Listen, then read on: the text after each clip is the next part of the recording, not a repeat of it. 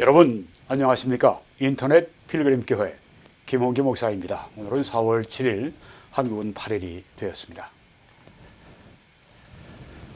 그리스도가 제자들에게 주신 천국 열쇠, 여기에 대해서 말씀을 드리겠습니다. 곧 생방송이 재개가 되겠습니다. 밑에 있는 기기를 우리가 아마 주초에 받을 것 같습니다.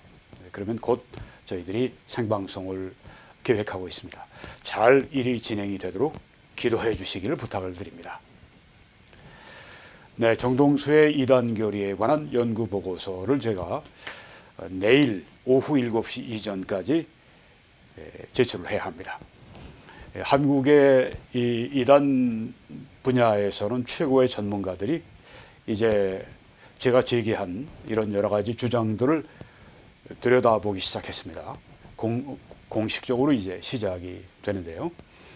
여러분들이 이 모든 과정에 하나님이 함께 하시고 이 개혁 성경을 적그리스도라고 아주 공공연하게 이렇게 악마화하는 이런 정동수의 잘못된 이런 점에 대해서 우리 한국교회가 확실하게 목소리를 낼 수 있도록 여러분들이 기도해 주시기 바랍니다. 내일 제가 예정된 시간, 내일 오후 7시 전에까지 연구 보고서를 잘 쓸 수 있도록 기도해 주십시오. 네, 오늘 제가 여러분들에게 그 제목으로 말씀을 드리면서 이 달의 R.A. 토레이 박사님의 어떻게 성경을 해석하는가에 대해서 계속 말씀을 드리도록 그렇게 하겠습니다. 네, 11번째는 최초의 독자들, 처음 이제 사도들의 이 말씀을 받은 로마서를 받은 로마에 있는 그리스도인들 그런 사람들입니다. 그래서 그들이 받고서 이해했을 그렇게 이해했을 그 관점에서 성경 구조를 해석하라고 하는 것입니다.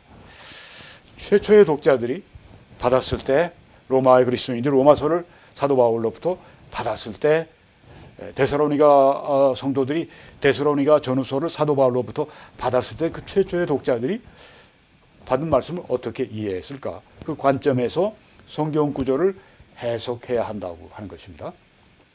네, 로마서는 로마의 그리스도인들이 이해할 수 있도록 쓴 것입니다. 그런데 예외가 드물게 있습니다. 오늘 예외를 좀 말씀드리려고 합니다. 요한일서 2장 19절에 보면은 예수께서 대답하여 가라사대 너희가 이 성전을 헐라. 여러분 보시는지 저기에 지금 솔로몬이 지은 성전이 저기에 있습니다. 그리고 헤롯이 이제 다시 증축도 하고도 단장도 하고 제2 성전입니다. 이 성전을 헐라. 예수님이 하신 말씀. 이 성전을 헐어버려라. 내가 사흘 동안에 일으키겠다. 깜짝 놀랐죠. 네, 깜짝 놀랐습니다. 이 성전이 이게 수백 년 동안 지속이 됐고 헤롯이 다시 지은 지도 이게 46년밖에 안 되는데 그래서 유대인들이 이르되 이 성전은 46년 동안 지었는데 네가 3일 동안 일으키겠느냐? 이렇게 저들이 반문을 했습니다. 그러나 예수는 성전된 자기 육체를 가리켜 말씀하신 것이라. 사흘 동안에 일으키겠다고 했을 때 이 성전을 말씀한 것이 아니라 성전된 자기 육체를 가리켜 말씀하신 것이라 3일 만에 부활할 것을 말씀하신 것입니다. 그러니까 부활 때 말씀을 지금 미리 하신 것입니다. 그러니까 이것은 그 당시의 사람들이 이해하도록 주어진 것이 아닙니다. 그러니까 이 사람들이 46년 동안 지었는데 네가 3일 동안에 다시 일으켜? 정신 있어? 지금 이런 얘기를 하고 있는 겁니다. 예수님은 성전된 자기 육체를 가리켜 3일 만에 부활하실 것을 말씀합니다. 이 성전이 아니라 내 몸, 이 성전을 가리킨다. 장례를 위한 말씀이죠. 현재가 아니라 장례를 위한 말씀입니다. 죽은 자 가운데서 살아나신 후에야 제자들이 이 말씀하신 것을 기억하고 성경과 예수께서 하신 말씀을 믿었더라. 네, 장례를 위한 말씀입니다. 네, 여기 지금 이 말씀이 요한복음인데요. 예수님이 말씀하신 사람들이 그 당시에 유대인들인데 이 성전에 그래서 그 성전에 있는 유대인들에게 말씀하셨는데 그것은 그 당시 현재가 아니라 나중에 장래에 예수님이 부활하실 때 그때를 지금 여기에서 말씀해서 죽은 자 가운데 살아나신 후에야 제자들도 이 말씀하신 것을 기억하고 성경과 예수께서 하신 말씀을 믿었더라. 와, 3일 만에 성전된 예수님의 몸이 부활하셨다. 믿음이 생기는 겁니다. 이렇게 성경의 예언이 성경의 거의 3분의 1인데 이 말씀은 우리의 믿음을 위해 주셨습니다. 그래서 예언 공부도 많이 해야 합니다. 성경을 해석하려면 우리가 그 말씀들이 전해진 그 시대 또 그 장소들 그리고 관습들 이걸 알아야 합니다. 여기 지금 성경은 이스라엘에서 많이 있었던 일들을 다루고 있는데요. 물론 사도 바울의 서신은 이제 이방 세계고 이 성경을 해석하려면은 뭐 여기 예루살렘이든지 뭐 혹은 세계의 다른 어떤 성경이 쓰여지던 전해지던 그 시대, 장소, 관습들을 우리가 알고 있어야 한다고 하는 것입니다. 성경 사전도 필요한 거죠. 네. 성경 사전, 뭐 요새는 화보로 많이 이렇게 사전들이 나와 있습니다. 요새는 뭐 여러분들이 킨들을 하면 한국에 있으면서도 미국에서 얼마든지 뭐 그냥 클릭만 하면 그대로 수천 수만의 책들 좋은 책들을 여러분이 보실 수가 있죠. 네. 성경을 공부하기 위해서 우리가 필요한 겁니다. 학원 공부는 얼마나 그냥 공을 들이고 얼마나 돈을 많이 쏟아붓습니까? 근데 성경 공부하는 데는 투자하지 않으려고 그래요. 잘못입니다. 네. 성경 우리 공부할 때 도구들이 다 필요합니다. 여러분들이 오늘 성경을 해석하실 수 있도록 제가 도와드리는 것입니다. 마태복음 16장 19절에 보게 되면은 예수님이 내가 천국 열쇠를 네게 베드로에게 줄 것이니 네가 베드로가 땅에서 무엇이든지 매면 하늘에서도 매일 것이요 네가 땅에서 무엇이든지 풀면 하늘에서도 풀리리라 이렇게 말씀을 했습니다. 네, 저기 이제 열쇠 하나가 보이는데요. 천국 열쇠를 주신다고 했습니다. 천국 열쇠가 이게 뭘까요? 뭐 베드로가 이 천국 열쇠를 받은 다음에 딱 천국문에 있다가 너는 천국문 문 열어서 들어가. 너는 문 열어주지 않고 그냥 가. 뭐 베드로가 이렇게 뭐 천국을 딱 뭐 지키고 있는 뭐 그런 걸 여기 말하고 있는 것일까요? 그렇게 생각을 하면 그건 이단결입니다. 네. 그 천국 열쇠를 실제로 가지고 계신 분은 예수님이시죠. 근데 맡기시는 거죠. 그 천국 열쇠를 맡기시는데 그러면 이 천국 열쇠가 뭐냐? 네, 천국에 들어가고 나오고 이 결정하는 건 예수님이 하시는 거고 여기에 천국 열쇠가 뭐냐고 하는 겁니다. 캐톨릭 같은 데서는 무슨 뭐 베드로가 천국 열쇠를 받아서 뭐 캐톨릭 교회에 속하지 않으면 뭐 구원을 잃어버리고 캐톨릭 교회에 속하면 뭐 구원이 있고 이런 식으로 가르친다면 이건 이단교리입니다. 이 천국 열쇠가 무엇인가를 우리가 알기 위해서는 그 시대상을 좀 알아야 합니다. 여기 지금 3명의 그 랍비 학교 졸업생들 이제 랍비가 될 사람들입니다. 이 사람들이 졸업할 때에는 여자도 있죠. 네. 여자들도 이제 지난 1935년 첫 번째 여자 랍비가 독일에서 이제 시작된 다음에 독일의 첫 여자가 이제 랍비가 됐어요. 뭐 유대인이지만 네, 독일에서. 근데 이 랍비 학교 졸업생들에게 이제 졸업할 땐 랍비가 이 키를 줍니다. 예. 지금 이걸 우리가 알고 이 천국 열쇠에 대해서 이해를 해야 된다고 하는 거죠. 네. 근데 왜 이 키를 주느냐? 이것은 왕국의 비밀을 열 준비가 되어 있다고 하는 거예요. 이들이 배운 것이 이제 왕국의 비밀인데, 성경에 있는 왕국의 비밀인데, 키를 받을 때 이제 당신은 그 비밀을 열 준비가 되어 있습니다. 이제 왕국의 비밀을 선포하고 알려주는 그 랍비의 일을 하게 된다. 그 랍비의 일은 뭐냐? 왕국의 비밀을 열어서 이 사람들에게 가르쳐 주는 것이다. 그런 의미에서 천국 열쇠입니다. 그러니까 천국 열쇠가 뭐냐?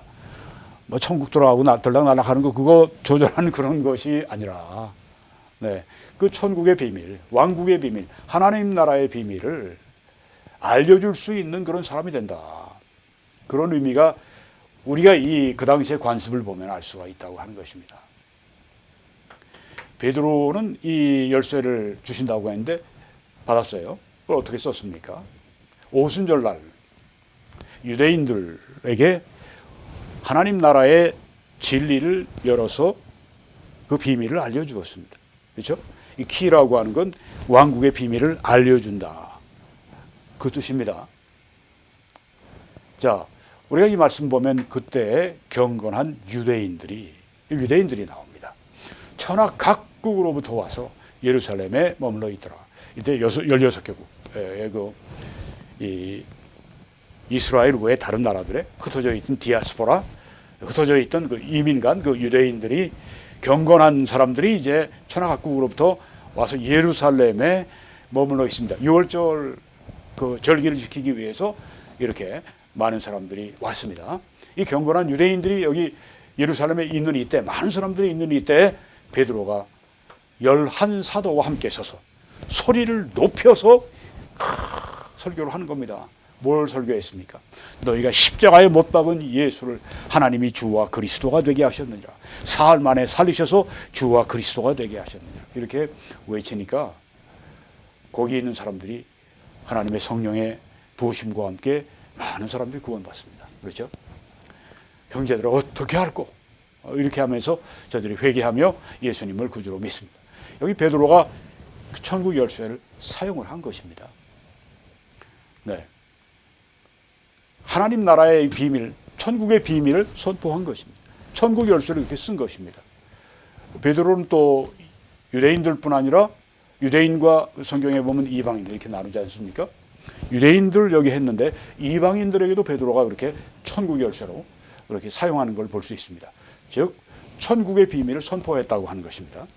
그래서 베드로가 이방인들, 고넬료는 이제 로마 사람입니다. 그 로마의 이 군대에 100명을 거느리는 그런 장교였습니다. 근데 이 사람은 아주 하나님을 경외했어요. 이제 이 구약에 있는 하나님, 여호와 하나님에 대해서 저들 들었습니다. 이런 사람들이 꽤 있었습니다. 그 당시 고대 세계에는. 그러니까 이방인이면서 이거 구약 성경에 있는 말씀, 여호와 하나님에 대해서 듣고 하나님을 경외하는 겁니다. 아직 구원받지는 않았지만 그때 하나님께서 이 고넬료의 집으로 이 베드로를 보내십니다. 베드로가 와서 이방인들에게 하나님의 나라의 진리를 말하니까 그 사람들이 막 은혜를 받습니다. 막 구원을 받습니다. 네, 앞서는 유대인, 여기는 이방인들에게 베드로는 천국 열쇠를 사용한 것입니다.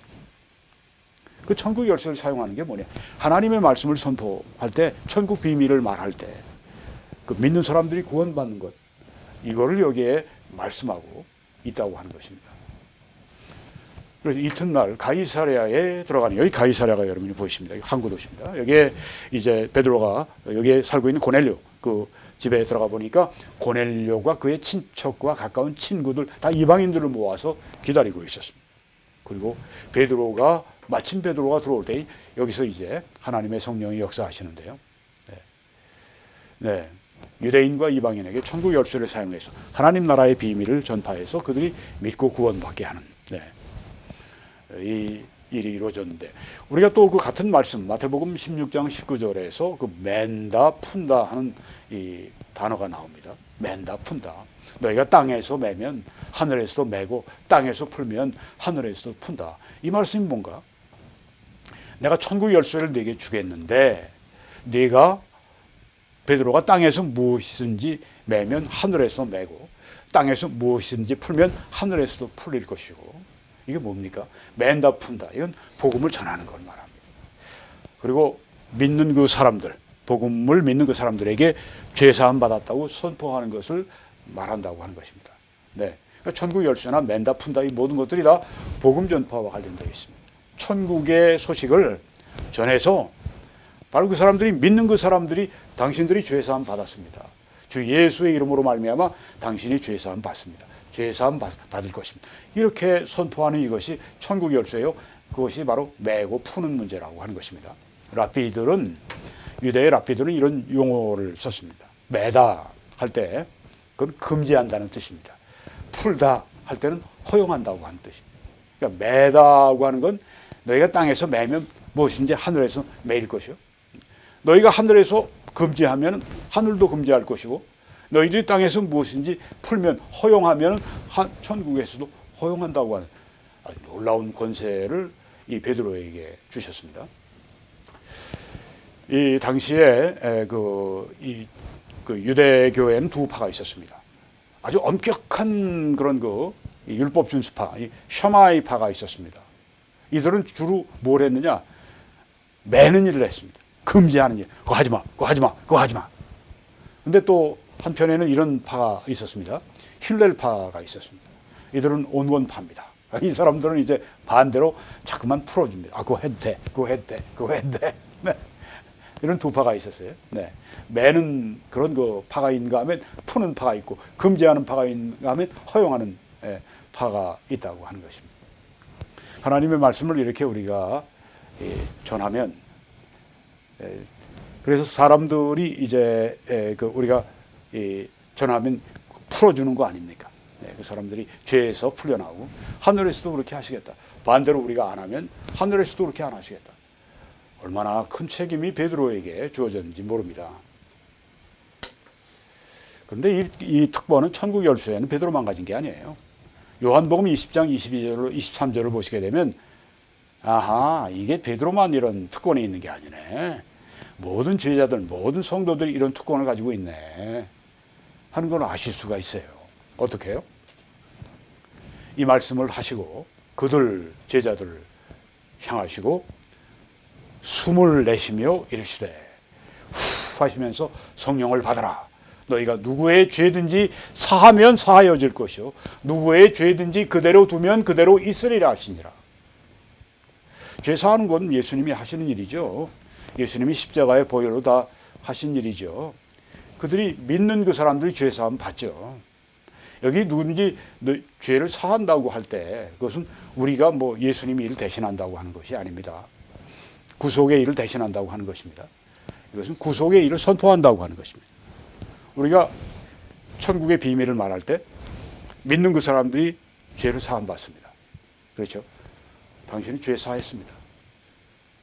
그때 우리가 말할 수 있습니다. 그리고 그대로 두면 뭐 복음을 전하지 않거나 복음을 전했는데 믿지 않는 그 사람들, 네, 당신은 죄 사함 받지 못했습니다. 그대로 두면 그대로 있으리라. 우리 NIV 성경에서는 만약 너희들이 죄를 사하지 않으면 사함을 받지 못할 것이다. 이렇게 말씀했습니다. 잘 이해해야 됩니다. 우리가 죄를 사하고 말고 이런 문제가 아닙니다. 베드로가 죄를 사하고 말고 그런 문제가 아닙니다. 그건 예수님이 하시는 일입니다. 우리가 하는 일은 복음을 선포해서 믿는 그 사람에게 당신 죄가 사함 받았습니다. 믿지 않는 그 사람에게 당신의 죄는 아직 사함 받지 못했습니다. 우리가 말할 수 있습니다. 그리고 그 말한 그대로 될 것이라고 성경에 말씀하고 있는 것입니다. 네, 우리가 시대의 관습이나 또 랍비들에게 풍습이나 또 뭐 그 당시에 이 유대교의 두 파나 이런 것들 다 이해하게 되면 아, 예수님이 그런 배경에서 말씀하셨구나. 그 당시에 사람들은 잘 척척 이해가 되는 겁니다. 근데 모르면 현대 사람들 그 문화를 모르니까 배경을 모르고 이 말씀을 오해할 수가 있는데요. 여러분이 오늘 아주 중요한 그런 교훈을 받으셨습니다. 하나만 더 말씀드리겠습니다. 이 본문이 우리가 읽는 이 본문이 이게 그리스도인에게 쓴 말씀이야, 아니면 유대인에게 쓴 말씀이야, 아니면 이방인 누구에게나 해당이 되는 거야. 이렇게 우리가 봐야 된다고 하는 겁니다. 말씀이 그리스도인을 위한 거야, 유대인을 위한 거야, 이방인을 위한 거야. 네, 셋으로 그리스도인을 위한 거야, 유대인을 위한 거야, 이방인을 위한 거야. 이 말씀이 대상이 누구야? 이 가장 흔한 해석의 오류 중 하나라고 하는 것입니다. 네, 대상을 무시하고 그냥 막 적용을 하는 거, 이게 가장 흔한 해석의 오류 중에 하나다. 한 유형의 사람들에게 해당되는 말씀을 다른 유형의 사람들에게 적용합니다. 아니, 그리스도인들에게 하신 말씀을 그냥 이방인들, 믿지 않는 사람들에게까지 다 적용을 합니다. 유대인에게 하신 말씀을 이거 뭐 그리스도인에게 또 해당을 시킵니다. 이 잘못되어 있다고 하는 것입니다. 성경이 말씀하는 그 대상이 누군가를 이 유대인이냐 아니면 그리스도인이냐 아니면 이방인이냐 이걸 봐야 됩니다. 이 말씀을 여러분이 보시면 로마서 8장 35절에 이 말씀이 이게 누구에게 해당될까? 여러분이 한번 판단해 보시기 바랍니다. 누가 우리를 그리스도의 사랑에서 끊으리요? 환난이나 곤고나 박해나 기근이나 적신이나 위험이나 칼이랴. 자, 여기에서 뭐 이방인들이 뭐 환난을 받겠어요? 뭐 곤고나 박해를 받겠습니까? 네, 박해받고 위험을 겪고 이 그리스도인들임을 우리가 단번에 알 수가 있습니다. 그리스도인들이 환난을 당하고 곤고를 당하고 박해를 받고 기근을 당하고 적신을 위험이나 칼이랴 세상에 있는 모든 이 여러 가지 이 정말 악한 일들 이런 것들이 우리에게 닥친다 할지라도 누가 우리를 그리스도의 사랑에서 끊겠는가? 이거는 유대인도 아니고 이건 이방인도 아니고 이건 우리 그리스도인들에게만 적용이 가능한 것입니다. 또 이 말씀 미리 정하신 그들을 또한 부르시고 부르신 그들을 또한 의롭다 하시고 의롭다 하신 그들을 또한 영화롭게 하셨느니라. 유대인들에게 하신 말씀이 아닙니다. 이방인들에게 다 하신 말씀이 아닙니다. 누구나 다 하나님이 이렇게 정하시고 부르시고 의롭다 하시고 영화롭게 하시고 누구나 다 구원받는다. 이런 어떤 그 구원 보편주의 이런 건 잘못이죠. 여기서는 미리 정하신 그들 그리스도인들을 말합니다. 또 그들을 부르십니다. 때가 되면 하나님의 수단을 통해서 부르십니다. 그리고 또 부르신 그들을 의롭다고 해주십니다. 그리고 또한 그들을 영화롭게 하십니다. 영화롭게 되는 것은 우리 몸도 이제 완전히 구원받는, 우리 몸은 아직 구원받지 못했습니다. 우리 십자가 위에서 예수님이 구속의 값을 치르실 때 우리 몸의 구속의 값까지 다 치루어졌지만 아직 몸은 구속의 때를 기다리고 있습니다. 언제? 주님 공중에 오실 때 그때 죽은 자나 살아있는 자나 다 몸이 부활하게 되죠. 바로 그때 영화롭게 되는 때를 말하고 있는데 여기 하셨다고 했습니다. 아니 이건 앞으로 미래의 일인데 왜 과거로 말씀하셨을까? 그만큼 확실하다고 하는 겁니다. 하나님 보시기에 그리스도인들은 이미 영화가 된 존재로 보신다. 개런티가 되어 있다고 하는 겁니다. 보장이 되어 있다. 예. 어떤 대상에게 우리가 이 말씀을 적용할 것인가 중요하다고 하는 것입니다. 네, 그리스도인들에게만. 그리스도가 제자들에게 주신 천국 열쇠, 네, 베드로에게만 주신 게 아니죠. 너희가 하고 제자들에게 죄를 사하면 그들의 죄가 사함받을 것이고 죄를 사하지 않으면 그들 죄가 그대로 남아 있을 것이다. 베드로에게 주신 것뿐 아니라 그리스도인 당신 개인에게 다 주셨습니다. 네, 그래서 와서 누가 베드로가 천국 열쇠를 받아서 캐톨릭 교회 오지 않으면 구원 못 받고 막 이런 얘기하면 그냥 그런 사람들에게 여러분이 한 방 먹으십시오. 이건 우리가 요한복음 20장 한번 보자. 네. 23, 24절 보자. 네. 그리고 우리에게 다 주신 거야. 네. 그런 말 하지 마라. 그렇게 말씀하시기 바랍니다. 네. 그 성경을 최초의 독자들이 이해하였을 관점에서 성경 구조를 해석하는 것이고요. 또 이 본문이 그리스도인이냐, 유대인이냐, 이방인이냐, 누구에게 해당되느냐 이걸 꼭 분별하시기를 바랍니다. 오늘도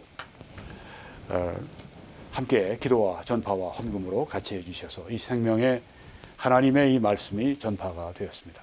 여러분 세상에 선한 일이 참 많지만 하나님의 말씀을 전하는 것만큼 선한 일은 없습니다. 그렇죠? 또 하나님의 말씀이 전해지기 위해 성령의 역사를 구하는 것만큼 선한 일이 없습니다. 여러분 이 일에 함께 계속 매진하시고 오늘도 여러분이 이 일을 하시기 위해서 헌신하시고 수고하시고 희생하시고 헌금하시고 이 모든 것을 하나님은 다 아시고 기억하십니다. 그리고 하나님께서 그런 사람들에게 말씀하셨습니다. 하나님은 즐겨 드리는 사람들을 사랑하신다고 말씀을 분명히 하셨습니다. 그리고 하나님은 능히 모든 은혜를 그들에게 넘치게 하실 수가 있는 분이어서 그들이 모든 일에 항상 모든 것이 넉넉해 모든 착한 일을 넘치게 하도록 그렇게 해 주시겠다고 약속을 했습니다. 약속의 말씀 받고 살아가는 여러분과 제가 되기 바랍니다. 한국에서는 이 신한은행의 정보를 통해서, 또 미국에서는 이 뱅크 오브 아메리카 정보를 통해서 함께 하나님께 하나님의 말씀 전하는 일에 여러분이 헌신해 주시기를 바랍니다. 하나님의 놀라우신 은혜가 여러분 한 분 한 분 위에, 그리고 우리 북한과 그리고 세계 도처에 이 신앙으로 말미암아 정말 말할 수 없는 이 박해와 고통을 받고 있는 형제자매들 한 분 한 분 위에, 그리고 우리 한국과 세계에 있는 한국인 크리스천들에게, 그리고 세계의 그리스도인들 위에 놀라우신 이 하나님의 은혜가 우리 주 예수 그리스도로 말미암아 충만하게 임하시길 간절히 축원합니다.